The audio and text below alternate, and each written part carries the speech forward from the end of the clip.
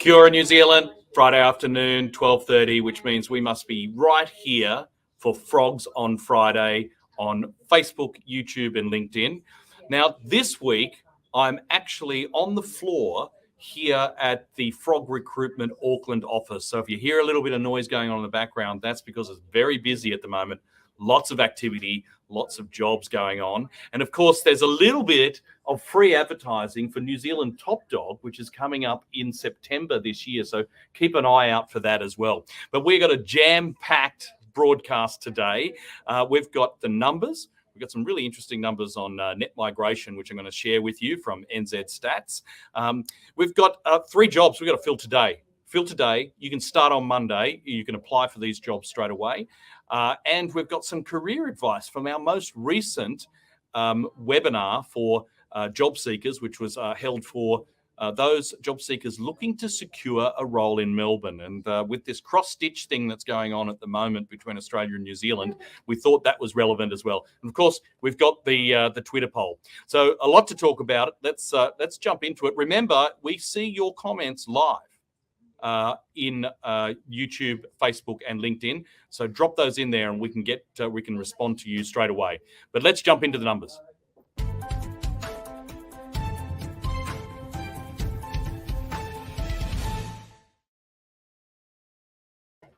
So the numbers for New Zealand this week really focus on the consumer confidence numbers, which came out thanks to ANZ Roy Morgan Consumer Confidence Index, which comes out on a monthly basis. And what you can see in front of you here is the light blue is household consumption spending, but consumer confidence is that dark blue line. So we're now at levels here in New Zealand, which are at recessionary levels. So I actually saw a comment on Twitter from Sharon Zollner, I should say, from ANZ that say this is not good with consumer confidence at these type of levels. Of course, we've talked about this at Frogs on Friday last couple of weeks. We had that first quarter of negative economic growth, and I think we're starting to see that come through on the consumer confidence numbers here as well. What does that mean for job seekers? Well, I've actually been out talking to clients here in Auckland over the last couple of days, and I don't think it means too much in terms of companies looking to take advantage of this recovery moment. There's most of the companies that I spoke to were still short on staff. You visit the airport, they're clearly still short on staff. So the only real effect I think this is having on the labour market is that there's a candidate hesitancy. If consumer confidence is down, it means that candidates are also not that confident to change jobs, which actually sort of reinforces the fact that there is hard to find talent. It is hard to find talent, is what I'm trying to say. Okay, let's go to the next slide. Thanks, Jacob. And I wanted to show you this one. And the reason I wanted to show you this was these numbers came out in Australia last week. These are the Australian job vacancy numbers from 1980 through to 2022. And you can see the huge dip that they had for the pandemic. And look at these job vacancy numbers. They are at all-time record numbers. What does that mean? It means that if we're seeing consumer confidence off here and a negative quarter in economic growth in New Zealand, there are opportunities across the ditch. Now, what does that mean in terms of net migration? And that leads me nicely to the next slide from New Zealand Stats, which is the international migration estimates. Now, this was March 2022 from Stats NZ, and you can see that net migration was minus 7,000. Now, let's be clear here that it's not just about New Zealand with their net migration. It's actually also Australia. Australia has experienced last year, so up until December, not as relevant or up-to-date numbers that we got here in New Zealand, of 50,000 Australians left Australia last year. So it is an Australasian phenomenon that we're getting people leaving both Australia and New Zealand. So you can see in this that the New Zealand citizens are actually returning home, 2,100, but non-New Zealand citizens are leaving New Zealand. So less people who were born overseas or people here on visas are actually here. So minus 9,000 for those the net migration of non-New Zealand citizens, but a plus 2,100 for Kiwis returning home. But overall, 7,300 decline. That on top of the candidate hesitancy and the fact that consumer confidence is down, it's hard to find good talent at the moment. Okay, right. Well, we also, I've also got a job that we, before we jump into the Fill Job Friday, where we've got 3 jobs that we need to fill today, we've got a vacancy here in Auckland, actually, where Julia, one of our consultants, has a video on that. Jacob, if you just want to play that for us.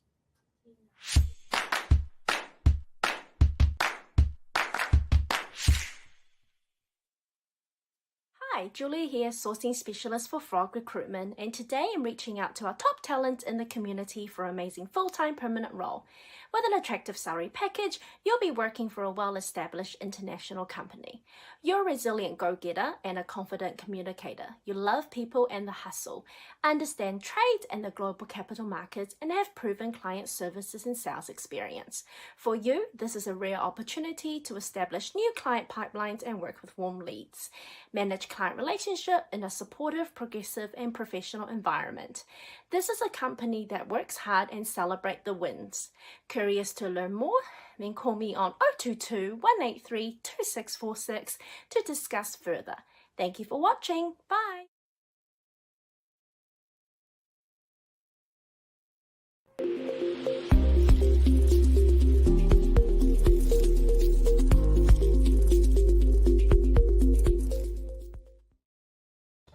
It's Fill Job Friday here at Frog Recruitment in New Zealand. We've got 3 jobs we've got to fill today. Right now, you can apply online. Just hit the application in the comments. You can apply this afternoon. We'll get in touch. You might be starting work on Monday. Here's the first one. It's a kit assembler role in Auckland. It's paying $25 an hour. It's reporting to the manager. You'll be picking and packing of medical device products. So it's a 6-month temporary role. There is the opportunity to possibly extend, but we need somebody to start as soon as possible. Chev Neil in the Auckland office is the person you need to chat to. Here's the next one.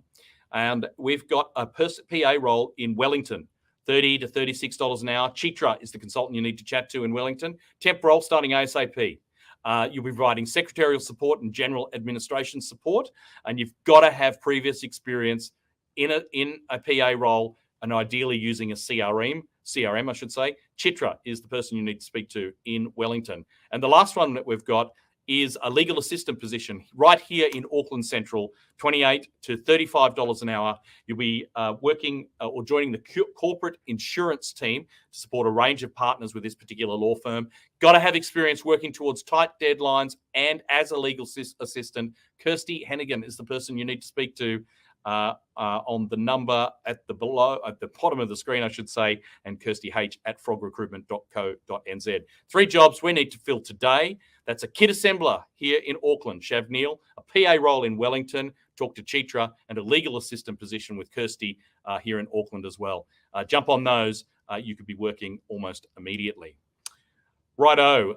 So what we've got now is a great piece of information. I thought it was relevant because of this, the job ads across the ditch and the net migration in New Zealand, to learn a little bit about what it's like to apply for a job in Melbourne. We recently did a webinar from our sister company in Australia called People to People in Melbourne. So let's watch a short video, an extract from that webinar, which may be helpful for job seekers considering that option.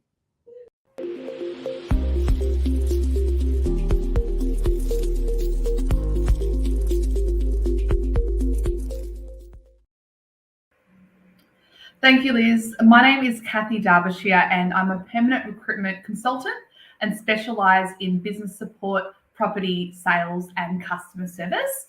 Today, I will be talking to you about updating your CV in 2022, and I will be covering what to include in your CV and some useful tips. So what is a CV? A curriculum vitae is Latin for course of life. It is a detailed document which summarises your career history, qualifications, education and skills, and it is an opportunity to demonstrate what you can offer an employer. You can showcase your achievements and also influence the employer or recruiter to interview with you.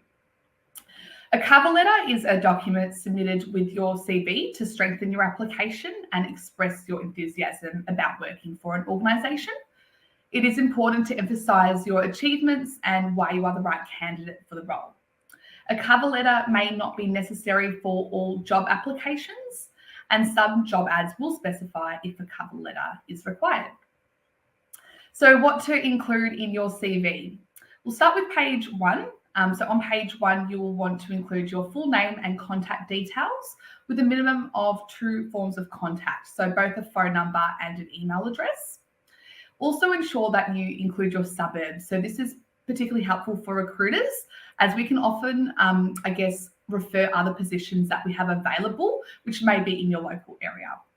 You will also want to include a link to your LinkedIn profile. So recruiters or hiring managers will Google your name or search for your profile on social media anyway, and a LinkedIn profile can depict you in a professional light and definitely strengthen your application. I would advise to create one if you haven't already, and ensure that it is up to date and that the roles that you have listed and dates are aligned with your CV as well. Also on page 1, you will want to include a professional summary. So this is a short introduction to your CV, and it can be a few sentences long, outlining what you specialise in, your years of experience, what you can offer, and what you are looking for in your next position. Finally, on the first page, I would recommend including a career summary. So this can be presented in bullet points, outlining your positions, companies, and dates of employment. Having this information on the first page allows a recruiter or hiring manager to understand the industries that you have worked in without scrolling through the entire document to find out. We'll move on to page 2 and onwards. So on page 2, you will be including information about your work experience. So it's important to note your key responsibilities in each role and your key achievements. So an example of a key achievement could be that you were the top performing sales agent in your organisation, and highlighting your key achievements allows a recruiter to sell your profile to a hiring manager. Next, you will want to include your education and qualifications. For example, if you have a tertiary education or completed any certificates, I would then go on to list your skills. So ensure that they are relevant to the position, and you can include skills including communication, time management, teamwork, attention to detail, or organisational skills.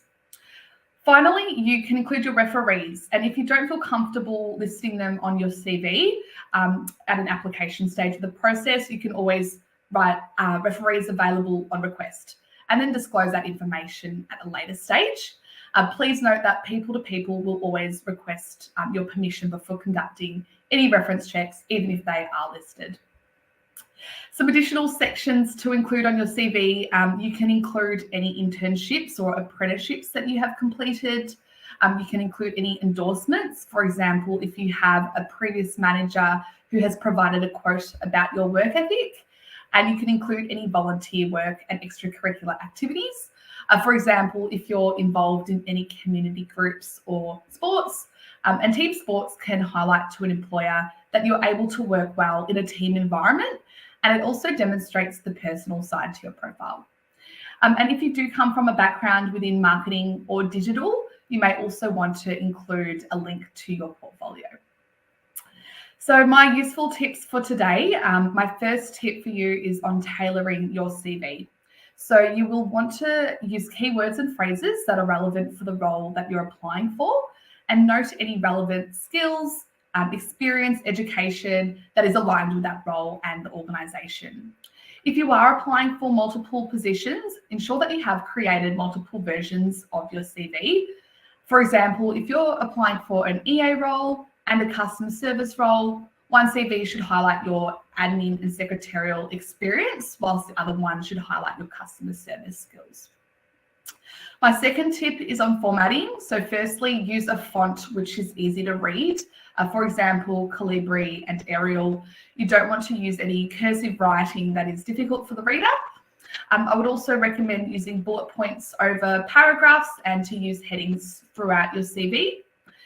When listing your work and education history, ensure to list this in reverse chronological order. So you want your most recent experience at the top of your CV. Keep it concise. Your CV isn't an essay and should be at maximum 4 to 5 pages long. You may choose to also include a photo. Now, this is entirely optional. Some candidates would prefer not to, but if you are using a photo, ensure that the photo, that you have selected depicts you in the best light or professional manner. So use a professional headshot, or you can have a friend take a photo for you against a wall or with the background blurred, but keep it corporate and natural and don't use any filters or special effects. If you do have a background in marketing or design, you can showcase your skills and present your CV in a stylish but polished manner. And it goes without saying, but ensure that you have checked for spelling and grammar, and you can consider having a friend check over your CV for you. And this is particularly important if you're applying for a role where written communication is needed. Finally, when you save the document, I would recommend saving it in both a Word doc and a PDF format. And some job ads will specify what format is required, therefore it's handy to have both. My third tip is on using keywords, and we spoke briefly about keywords earlier, but I just wanted to give you some context. Keywords are important for recruiters or hiring managers when searching databases. So keywords can include skills, industry, or software programs. For example, if you've used Salesforce or Xero, and keywords can be used if you speak multiple languages. For example, if a recruiter is looking for someone who can speak Mandarin, they would search the word Mandarin on their database. Finally, use keywords that relate to any duties that you're responsible for, which may be niche. For example, if you're working in an accounting firm and you're responsible for ATO and ASIC lodgements, then include the terms ATO and ASIC in your responsibilities. My fourth and final tip is on listing temporary roles. It is important to mark down roles as temporary or contract, as hiring managers may question you why you were in a role for a short period of time or why you appear to be jumpy. And a tip is to use the heading temporary roles and then list the roles, organisations and dates underneath that heading. If you have been working on temporary roles with one organisation, for example, if you've been working with people to people, then include people to people recruitment as your heading, and then you can note all of your assignments below that. I would also advise you to include what the contract was for example, if it was a maternity leave contract, and also note if the contract was extended. Overall, your CV is a tool which you can use to showcase your skills and experience and stand out to employers. A recruiter or hiring manager may only glance over your CV before moving on, so ensure that you have put your best foot forward. Okay, some really good opportunities over in Melbourne at the moment. Take their advice, jump onto the people-to-people website. Right, the last thing that we've got to do today is have a look at the Twitter poll. Here's the results of last week's poll. So we were asking, for those looking to change jobs in 2022, what's the main reason for wanting to leave? Well, it looks like Kiwis are pretty stressed at the moment. 40% of you said, you know what, I need to leave because this is a really stressful environment. But a solid third of Kiwis said that, no, I'm not getting paid enough. My advice to all those who think that they're not getting paid enough, your very first thing before you jump into the market is that you've got to speak to your boss. Ask your boss for a pay rise. If they say no, then you know you've covered it off. Then jump into the market and see if you can get that career decision. No career development, 20%, and a lack of flexibility. So really interesting results there. Here's this week's poll. Has the increase in the cost of petrol, and man, hasn't it gone up, and the cost of living had an effect on your job search? So is inflation affecting your choices around going into the market looking for a job? Yes, it has, or no, it hasn't.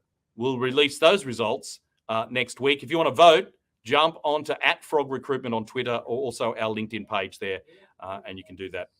Righto, that's it, everybody. Thank you very much for joining me again here from the floor in Auckland. This is my last Frogs on Friday because Shannon's back next week. I know you're pretty happy about that.